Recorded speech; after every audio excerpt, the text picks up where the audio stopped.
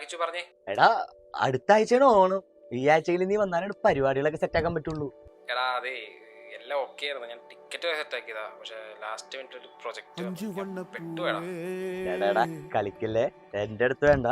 ഇല്ലടാ ഞാൻ മാക്സിമം മാനേജറോട് നീ ഇവിടുത്തെ പോണേ പോകുമ്പോ പക്ഷെ പിന്നെ തിരിച്ചു വരണ്ടാന്ന് ഞാൻ എന്ത് ചെയ്യടാ. ഹജും ഹബിയൊക്കെ ഇത് തന്നെ പറഞ്ഞ നേരത്തെ ഒഴിവായി. നീ എങ്ങുണ്ടാവുന്ന ഉദ്ദേശം ഞാന് ഇപ്പോ അവന്മാരൊക്കെ മിക്കവാറും ഇങ്ങോട്ട് വരും. ഇവിടെ നടത്താണല്ലോ. ഓ നിങ്ങളെല്ലാരും ഒരുമിച്ച്, ഞാൻ മാത്രം ഒറ്റയ്ക്കില്ലേ? ആയിക്കോട്ടെ നിങ്ങൾ പൊളിക്ക്. എടാ